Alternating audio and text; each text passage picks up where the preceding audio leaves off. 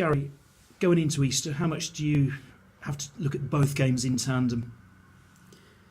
You do in your own mind, but I've learnt to take each game as it comes, as we always say, because you don't know about injuries. You can prepare for the second game, but you get injuries or lack of form. So I always go game to game, pick what you hope is going to be the right team at the right time for that particular game, and then adjust or keep it the same depending on how everything went. So you try and keep the continuity where you can, especially if it's going well, and that's what you're hoping really. You're hoping not to have to make too many changes. I suppose it's that thing where the management and the coaches can think a little bit longer term, but you just want to keep the players in there now, don't you?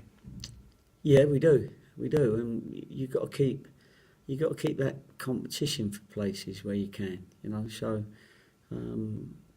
you don't want to be just, I don't think, bringing people in just for the sake of playing, because they haven't had a game. You've got to want them to earn their place, so that when they do get in, they really feel that they've earned their place through training, through previous games, through reserve games, through whatever, and that's how we try and do it.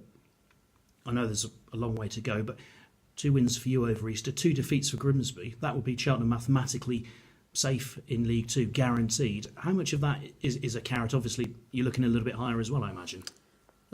Yeah, we are. I mean, everyone says you always need 50 points sort of thing. I mean, you'd be a very rich man if you could guarantee that we'd win the next 2 and they would lose the next 2. You can have a bet on it, I think. We can't. But, that's in the future, isn't it? That's hindsight, and we'll have to wait and see how that develops. But at the moment, we just want to keep picking up going for the 3 points every time we can, and then we'll see where it takes us come the end of the season. A word on Carlisle, obviously a long trip for them, but they're used to that sort of thing, even though 2 games in quick succession for them as well. Yeah, it is a long trip, but they're a robust team. They're very uncompromising, if you like. They've got a good, solid system that they play to, and they're on good form, very good form.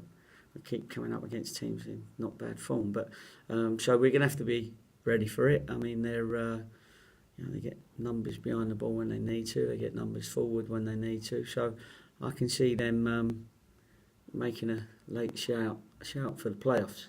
But obviously they've got to get over our hurdle first, and we see how we go. But we got to be ready for their strengths.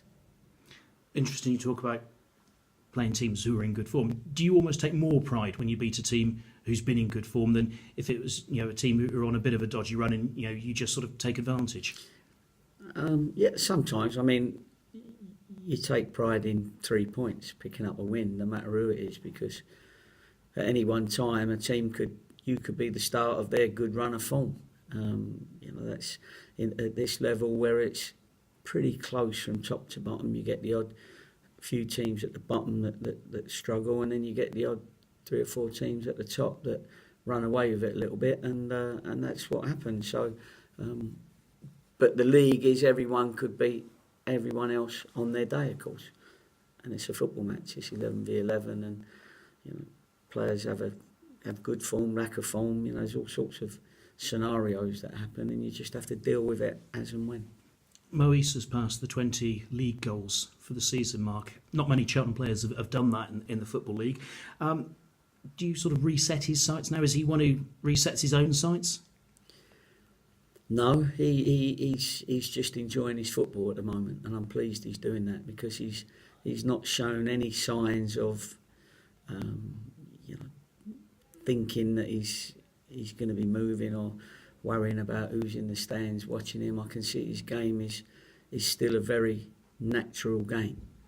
He wants to do the things that he did when he first came. He's doing them a little bit better now. He's got a lot fitter now. I might have to start giving him penalties to up his... Pelly won't be happy, but to up his goal tally, because I think Billy Key's got, how many? 8 penalties, is it? and he's only like 1 or 2 ahead of Mo, so maybe I'll start giving him penalties. Does he ask for those? No, he hasn't. In fact, when we have competitions, he hasn't been.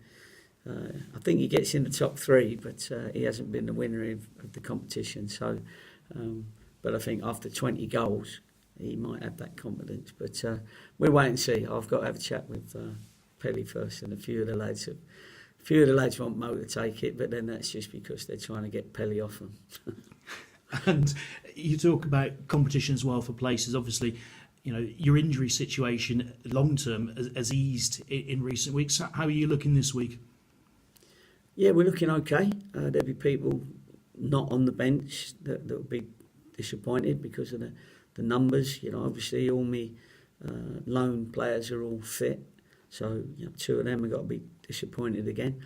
But we've had our most successful period in the last few games. So what we're doing at this moment in time has got us out of trouble, well, nearly out of trouble quite quickly.